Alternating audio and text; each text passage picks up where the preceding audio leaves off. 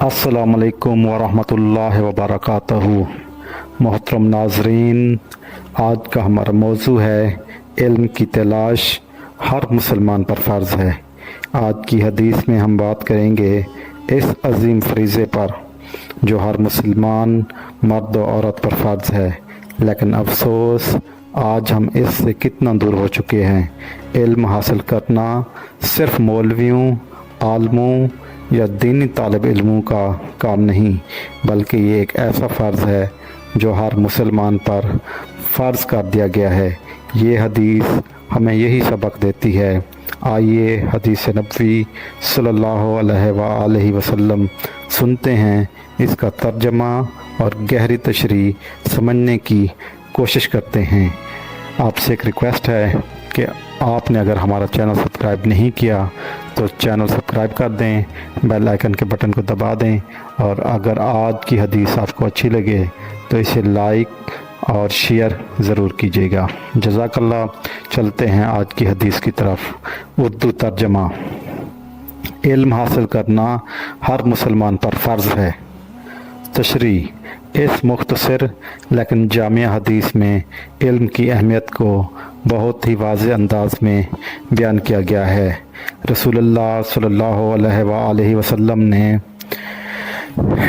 तलब इल्म को सिर्फ पसंदीदा अमल या अच्छा काम नहीं कहा, बल्कि इसे फ़र्ज़ करार दिया। यानी जिस तरह नमाज, रोज़ा और दिगर फ़राइज़ अदा करना लाजिम है, वैसे ही इल्म का हसूल भी फ़र्ज़ है। यहाँ इल्म से मुराद सिर्फ दीनी इल्म नहीं, बल्कि वो तमाम इल्म शामिल हैं जो एक मुसलमान को दुनिया और आखरत दोनों में कामयाबी दिलाए। इल्म के बग़ैर इबादत मुकम्मल नहीं हो सकती। अगर इंसान को वज़ू करना नहीं आता, नमाज के फ़राइज़ नहीं आते, तो इसकी इबादत भी नाक़िस रह जाएगी। इल्म ही वो बुनियाद है जिससे मुआशरा तरक्की करता है, चाहे वो दीनी इल्म हो या दुनियावी। जब इल्म आम होता है तो जहालत ख़त्म होती है, इंसाफ और इखलास बढ़ता है। औरत और मर्द दोनों मुखातिब हैं। एक हदीस में कुल मुस्लिम कहा गया, यानी हर मुसलमान, इसमें औरतें भी शामिल है। इससे औरतों की तालीम की अहमियत भी साबित होती है। ये हदीस आज के दौर में भी इंतहाई अहम है, जितनी 1400 साल पहले थी। आज सोशल मीडिया पर झूठी खबरें, फितना और गुमराही के इस दौर में इल्म की रोशनी ही निजात का ज़रिया है। इल्म को मामूली ना समझें, रोज़ाना थोड़ा थोड़ा सीखने की नियत करें। बच्चों, औरतों और बड़ों सबको इल्म देना और लेना चाहिए।